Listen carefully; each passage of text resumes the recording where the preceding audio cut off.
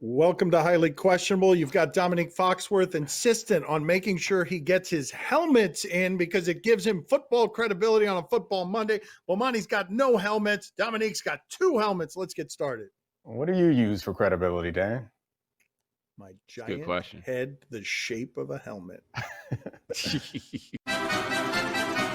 Did yesterday prove that Tom Brady won his breakup with Bill Belichick? I mean, he certainly has so far this season. You're talking about we haven't seen this century. The Patriots look as impotent on offense as they've looked the last three games. That's the worst game Cam Newton has ever played right there, where he's getting benched, and he earned the benching because he was thrown into double coverage, and all three interceptions were absolutely earned mistakes, and Tom Brady would go stretches of a season without three interceptions. So what's happening with Belichick is not something we've seen, and here Tom Brady continues to age differently than any quarterback before him. He's got all the skill position help in the world. This is the fountain of youth he needs, while Cam Newton is stuck with the skill position guys that made Tom Brady leave. You've got Antonio Brown being added to the mix over the objections, the only publicly voiced objections of his head coach. He was the only coach in the league to say, I don't want Antonio Brown. Dominique Foxworth argued on the show, they don't need Antonio Brown. Tom Brady's winning so far in every way. Yeah, see, here's the thing, though, man. Breakups are not a zero-sum situation, and I would just like to point out to a lot of you who need to hear this, you would be a lot happier in your life if you realized that breakups were not a zero-sum situation. Now, how would Tom Brady look playing for the Patriots this year, where the defense had the COVID opt-outs and what was incredible last year looks to be terrible? And then on offense, who are these people that we're throwing the ball to? People had no problem last year pointing out that Tom Brady had a lack of weapons, right? That lack of weapons is still a lack this year. And then there's the situation with Cam Newton. And what I don't know is what exactly is the problem here? Jeff Howard, the Athletic, makes the point that his left foot, the one he had worked on, when his mechanics get bad, it has to do with the left foot. We also have the questions about the shoulder. But the fact of the matter is, the first two games we saw Cam Newton play this year, he looked good. He got that COVID, and subsequently, he has looked bad. Now, I'm not saying that as an excuse for him. What I am saying, though, is we don't know what that virus does to people. And one thing we're going to check this year is guys who have had it, how are they later on in the season? Now, if Tom Brady had COVID, chances are we'd have to ask some questions about what his performance is also. But the Patriots were never in a situation to be truly successful, and now they've got a quarterback with so many dings that we can't tell which one is causing him to look worse than he ever has. Cam Newton's unbreakable, but I don't think it's about Brady versus Belichick as much as it's about the rivalry that I think that no one is paying attention to. It's Belichick versus Kyle Shanahan. Like, I think that there are very few coaches in this game that alone can take a group of players that aren't very good and bring them up way above their level consistently. Bill Belichick was that guy, and we still think he can be that guy. But the guy who's going to take this league going forward as the schematic genius, it's Kyle Shanahan. And he has found a way time and time again, no matter who is healthy or no matter how average his quarterback is, he's found a way to make his teams exceptional and above average. And that win yesterday was less about Cam Newton to me and the potential fall of the Patriots dynasty than it was about Kyle Shanahan kind of affirming himself as the next Bill Belichick. Yo, this is the brilliance of Kyle Shanahan.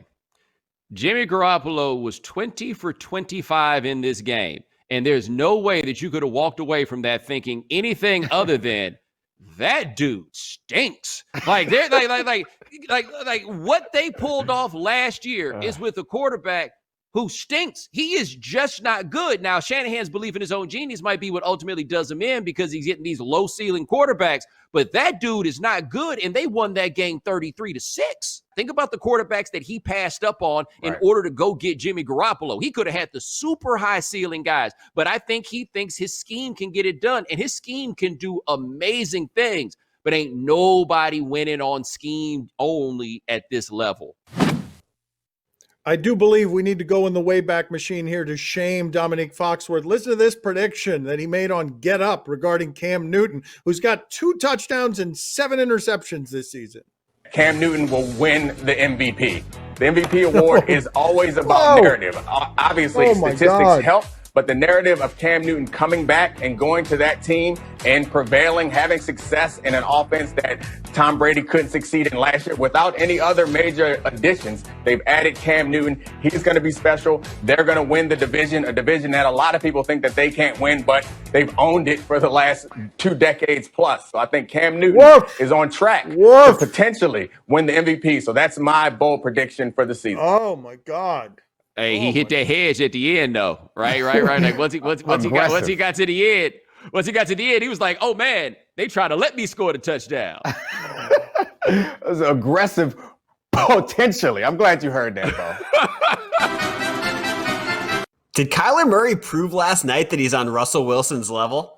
All right, so that was a really fun game last night. Arizona will do that to some of the best teams in their division. They've done it a few times to San Francisco. Kyler Murray should hope to grow up and become Russell Wilson. It is space alien strange to see Russell Wilson throw 3 interceptions in a game, and he's still got fewer than Kyler Murray does this season. But let's check out Kyler Murray having fun while the game is being played. Have the laces on the ball. He just caught it. I'm going to chunk this thing up. I got Hopkins out there. We're going to make a play. Yeah, it must be fun to have DeAndre Hopkins. Ask Deshaun Watson how fun this season is not having Hopkins. What do you think here, Bomani? Can he be in that level? I mean, he can. He is wildly talented, and I'm somebody that is not that wild about, like, little quarterbacks. That's not the way that I'd want to go with this. He has actually not played very well this season. He only completed 9 passes against the awful Cowboys defense. It just so happens that the Seahawks defense is also good and awful. Like, as much as we talk about the let Russ cook situation, there's a reason why he has to cook, because otherwise they're getting cooked every time that defense is going on the field. But we got a ways to go before we start putting Kyler Murray on the Russell Wilson level. Like, Russell Wilson is having a season that I think is going to cement his eventual Hall of Fame case. That's how well he is playing right now, even with 3 interceptions in this game we just saw. Dominique, DK Metcalf stole the show last night. You would not want this chasing you. He is more of a man than most men in a man's league. Buda Baker's fast. Oh, get him. Get him. Good God. Get him. Good God. Get him. Strides. Get him! That is crazy. That is Hold on, was crazy. Baker turning around the stiff arm or the weight? I think it's just panic. He didn't know what to do. On a very fast Buda Baker, and he Yo, that's a giant man. The best part of that is you can tell, as someone who's had to like chase people down before, you can tell that DK was the most excited person next to Buda Baker, because you could see him spring up. He's like, you know what this means? I get to show off. Everyone's going to watch me do this for 80 yards. That was the most impressive thing from the game. But I do think that Kyler, he's not on Russell's level, obviously. And it's awfully presumptuous to think that he will ever get to that level, because right now, Russell is on track to have one of the best quarterback seasons we've ever seen. However, he's better than Russ was at this point. Like, in his second year, he has already taken on more responsibility than Russell did. Like, Russell was a game manager in his second season, and they haven't really fully handed the reins over to him until this particular year. So I think that Kyler is on a better trajectory. He may not be in a better organization. He may not be with a better coach, but I think he's shown the ability to get to that point. Maybe with some experience, he can do it consistently, but I think it's wild to think that they're on the same level now or he'll ever reach Russell level. Hey, Dominic, let me ask you a question, though, about Metcalf, since you brought this up. I ain't never really been in there for film study or whatever it is. I imagine that Metcalf's going to get a lot of props for playing hard and tracking that play down. But don't this mean now there can't be no pick sixes on his watch, now that he has demonstrated that he is the guy that can come and suck up? Like, at every other job, you mess around and do something excellent like that one time, and now all of a sudden that's in your job description, and you don't wind up getting no raise. Like, is he allowed to allow a pick six, or is that going to be the sign that he's being lazy? Nah, he got to get them all, and you're right. It's not just in jobs and in relationships. You don't score any points. You just create new expectations. That's all you do. Every time you try to do something a little bit above and beyond, you expect somebody to say, hey, aren't you amazing? Nope. Then next Friday, they're like, well, remember what you did last Friday? Dominique, do you think he would have gotten caught from behind? Hell no. Coming up next on my son Stevie's show. But I can't figure out why they're so much better when Odell Beckham is not in their huddle. Well, and until the day comes that you can explain it, we're going to dismiss that as the poppycock that it obviously appears to be. Highly Questionable is presented by Samuel Adams from Boston. More significant event yesterday. Baker Mayfield's performance or Odell's injury? I need help from you guys on this because I normally wouldn't believe in things like the Browns are better offensively without Odell Beckham. He's one of the best receivers I've ever seen. I've seen him be one of the best receivers I've ever seen. But empirically, mathematically, you could check it out for yourself. It's not a coincidence the way that it gets linked to 21 straight completions at the end of that game, a record for a Browns quarterback after Odell leaves the game. He's only had 2 100-yard games there, and Baker Mayfield seems to have better timing with everyone at wide receiver except for him. It hurts that he's out for the season because you'd like to have your most talented players out there, but I can't figure out why they're so much better when Odell Beckham is not in their huddle. Well, and until the day comes that you can explain it, we're going to dismiss that as the poppycock that it obviously appears to be, right? Correlation, causation, not the same thing. Now, I would make the argument that if you got an offense that gets worse by having one of the best receivers in the league in that offense, then the problem is either the quarterback or the coordinator, unless you can explain to me how any of that is the fault of the wide receiver. And nobody has done that up until this point. Now, the thing for Baker we have to say is, that's the best game that we have ever seen him play. We've never seen him play this well in the NFL. You can celebrate that, and some of the accuracy and the things like that we hadn't seen before, they were back. Now, you're going to have to explain to me how it is that Odell Beckham makes a dude that seemed crazy accurate come out of college not accurate now that he's been in the NFL. I have a hard time putting that on the wide receiver. So let's see how this winds up going, because the sample size without Odell really isn't that big. If this goes through the whole year and Baker Mayfield looks like a whole new quarterback because Odell Beckham's not there, now we're talking about something. Until you give me more evidence, I ain't riding that train. Only people that seem to be doing that are the ones that are hell-bent and invested on trying to make Baker Mayfield better than he's been. Yeah, I think that it is poppycock, hogwash maybe. I'll throw that in there also. It is foolish, but I think the argument that you could make is that maybe the quarterback is forcing it to that receiver, but the numbers don't support that necessarily. So I don't think that it makes any sense to think that somehow Odell is making them worse. But the quarterback that I come out of this game being impressed with is not Baker as much as it's Burrow. Like, I think Baker played well, and he plays well against bad teams. It's kind of the Baker MO so far.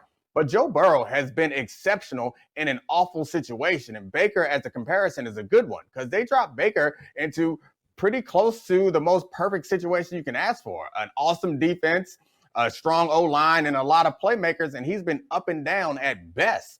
Burrow, you drop him into pretty much the worst situation you can ask for, and he's made this team competitive in short order, which is a tough thing to do. There are very few players in this league, single player you drop onto a roster, and all of a sudden it changes your team's outlook. And Burrow seems to be proving that he is that guy, at least early in his career. Yeah, and Dominique, let me ask you this about Baker Mayfield. Let me know if I'm tripping here. If there's something that seems to be a bad combination of things for a quarterback to be in the NFL, it is short, it is not particularly athletic, and one that does not handle pressure well. The Bengals didn't have any sacks in this game. Like, if you give Mayfield time, maybe you got a chance. But it seems to me when I watch him play, once that he comes, he starts running backwards. Dominic, help me with something here, because a podcast theorized something that made more sense to me than most have made on this subject. Eli Manning, tall quarterback, threw a lot of slants. A lot of Odell Beckham's plays with the Giants were slants. And also Eli Manning would just stay in the pocket and wait for the double move routes to develop. Those are things that Baker Mayfield, who's a little bit panicky in the pocket, doesn't do with Odell Beckham. You buying on any of that? Yeah, I mean, I guess that doesn't speak to why the offense is any better, though. That might speak to why Odell isn't having the numbers that he should have. But Baker can't throw slants to Odell. It's no reason why taking him out the game all of a sudden makes him throw slants. If he's not patient enough to throw double moves to one of the faster receivers in Odell Beckham, he's not going to be patient enough to throw double moves to Landry. So I'm not sure how that explains why Baker is worse. It might explain why Odell's numbers aren't as good as they should be. Just kind of stand there and get out the way. But they progressed a little bit to like pretending to make a tackle like that. That's an innovation, and that was impressive. Yeah, I actually thought that was pretty interesting. That at some point he was like, did that guy forget that they were supposed to let him score a touchdown? And then he was like, oh, dang, I got to let you go? Because, I mean, there was a lot going on there for Todd Gurley. Like, it was painful watching it because I knew my friend Bomani was going to be so hurt, and I could predict that on Monday that Bomani's going to come on here and pretend like he wasn't upset, and that makes it even sadder. Like, it breaks my heart because Bomani came with so much emotion. He was so upset. You could tell because he knew that they were going to even miss that field goal. And then to see the Lions go beat his favorite team in dramatic fashion, like that hurt me. And then watching Bo pretend like it doesn't hurt him, that hurts me too. This is a safe place, Bo. Like, trust me, man. I understand what it feels like to lose when you expect to win. Dog, I'm telling you what hurts me is I can't want better for people than they want for themselves. I feel like I heard somebody say that on television today. I can't want better for these folks than they want for themselves. And I want so much better for them. And they just want to be unhappy. Tonight on ESPN, Monday Night Football, Bears and Rams. More football. Game 4 of the World Series was one of the greatest baseball games ever played. Kershaw, the humanity of the Kershaw story. He might be World Series MVP. Let's check out more football here by going to a field goal that Bomani is basically telling you is how the Falcons game would have ended if the Falcons had stopped a yard short of the goal line. Let's check out here Middle Tennessee State and Rice. From 45 what do we have? Yards. H-Town. The kick is up. It is off the upright and out. It hit the upright twice. Four times. This is how the Falcons game should have ended right here. Stunning. Whoop. For my Chicago Bears fans out there, that would be called the triple doink. We like to call that the Cody Parkey around here just to bother Sarah Spain. Bomani, are you intrigued? Got to be intrigued. And I'm going to say this again. There was a doink so loud in Penn State, Indiana, that it frightened the holder and the kicker. And that was the number 2 doink of the weekend because that one was a doink. Yep, 4 doinks. Dominique, are you intrigued? I am intrigued. I'm more intrigued by how we managed to prep the Monday Night Football game by talking about baseball and then talking about a college kick. Like, this is actually a good game between two pretty interesting teams that we have question marks about. The Bears defense is coming on strong, and they have a quarterback that I guess you can believe in. And I think the Rams are up and down. So this will be a good game to find out where these teams lie in the NFC. Football. Bomani's eyebrows said what he thinks. People don't believe in the Bears quarterback. I'm just saying, has there ever been a less inspiring matchup of 5-1 versus 4-2? Given that the 5-1 is the Bears and the 4-2, all the 4 against the NFC East. Like, we're going to have a hard time figuring out how good those NFC West teams are if they all get to play against the NFC East. You can find more Dominique Foxworth at The Undefeated, also on Get Up, where he predicts things like Cam Newton is going to win the MVP of the league. Bomani Jones, the right time with Bomani Jones. He doesn't make predictions like that over there. Are you kidding me?